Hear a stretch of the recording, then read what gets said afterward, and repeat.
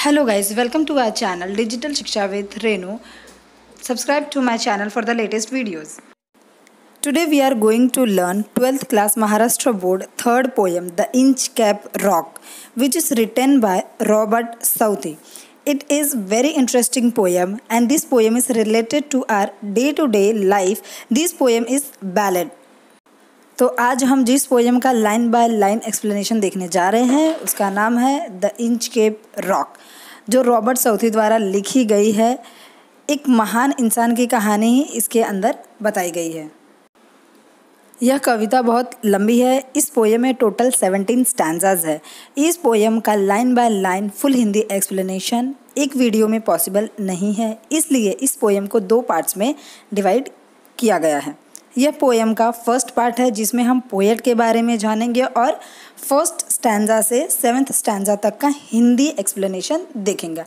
Poem का Hindi explanation देखने से पहले पोएम के पोएट के बारे में देख लेते हैं कि रॉबर्ट साउथी कौन थे, उन्होंने एग्जैक्टली अपने जीवन काल में क्या क्या किया है।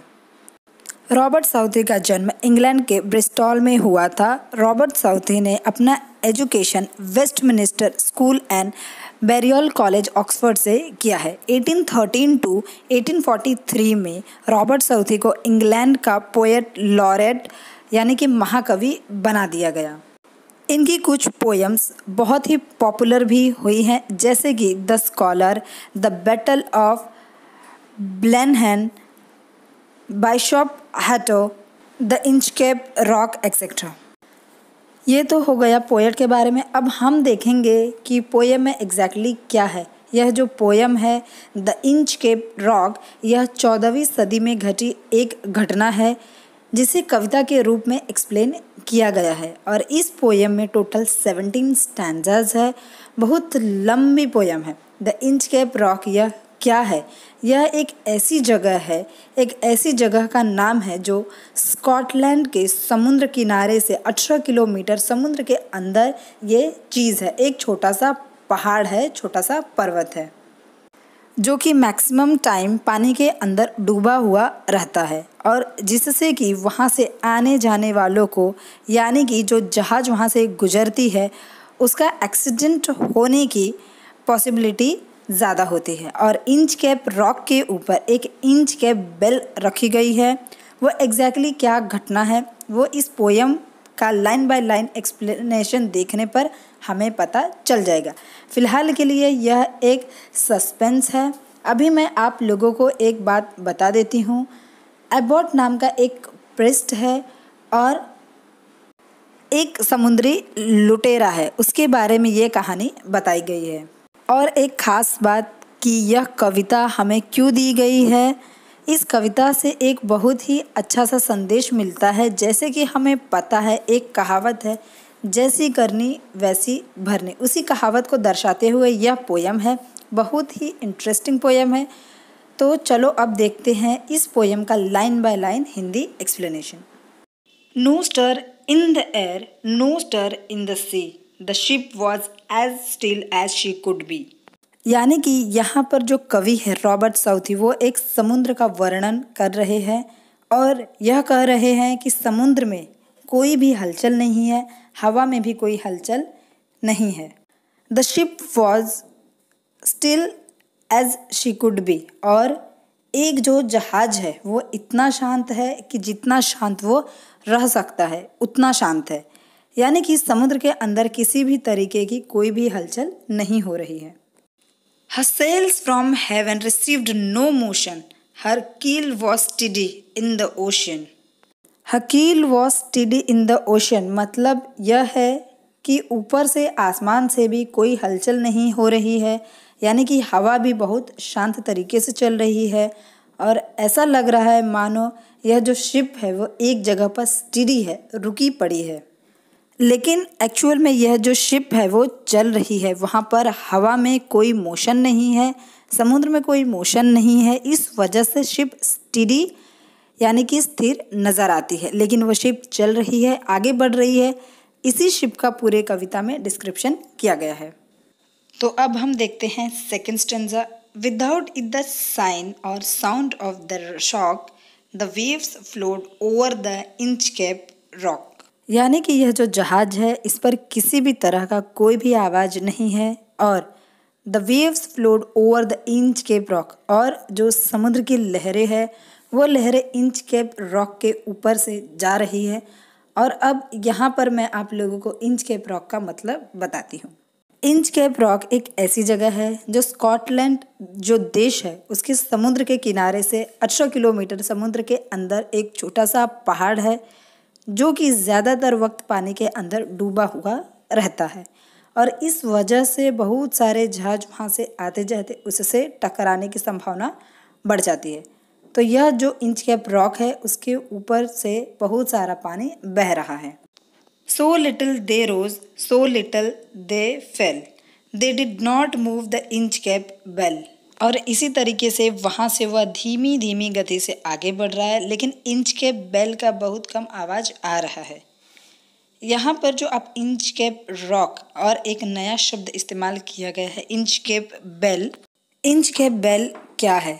तो इंच कैप बेल एक ऐसी बेल है जो कि उस इंच कैप रॉक के ऊपर रखी गई है जिसका वर्णन आगे के स्टैंजास में किया गया है। The abbot of Aberbrothok had placed that bell on the Inchcape Rock. एक अबॉट नाम का प्रिस्ट है जो कि एक एबरब्रोथोक नाम का चर्च है वहाँ का था। उसने क्या किया? Had placed the bell on the Inchcape Rock. उसने इंच केप रॉक के ऊपर एक ऐसी बेल रख दी है, एक घंटी रखी है। वो कैसी है? On a boy in the storm it floated and swung and over the waves it's warning रंग। कि जब भी कभी यहाँ से तूफान या बारिश आएगी तो यह जो बेल है वो यहीं रहेगी बॉय की तरह। बॉय यानी कि उस पहाड़ के ऊपर एक वी शेप की लकड़ी में घंटी बांधी गई है जो कि पानी के ऊपर हमेशा तैरती रहती है इस तरीके से।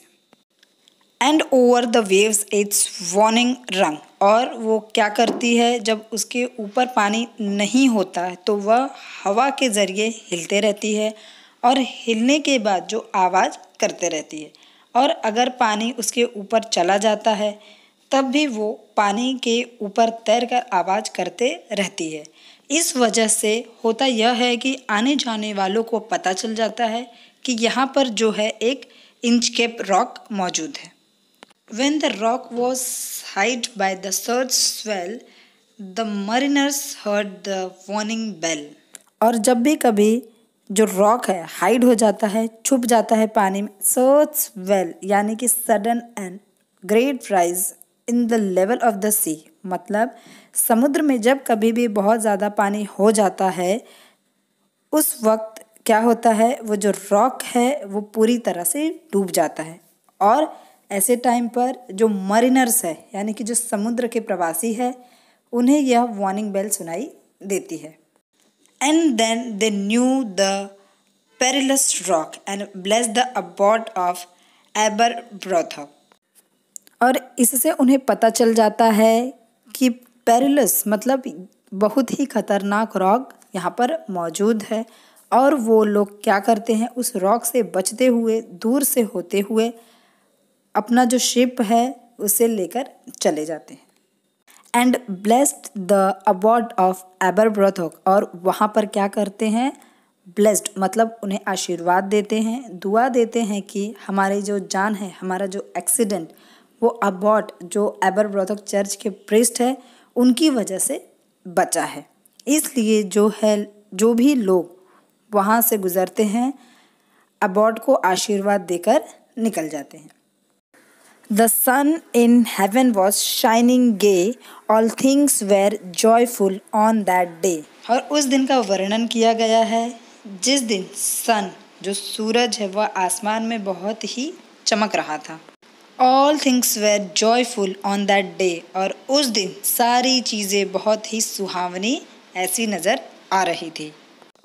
The seabirds screamed as they wheeled around and there was joyance in their sound। Bird है जो समुद्र पक्षी है वो भी बहुत जोर जोर से चिल्ला रहे थे। व्हील्ड अराउंड शब्द का मतलब है वो बहुत जोर जोर से चिल्ला रहे थे, आनंदित हो रहे थे, अपनी खुशी का इजहार कर रहे थे।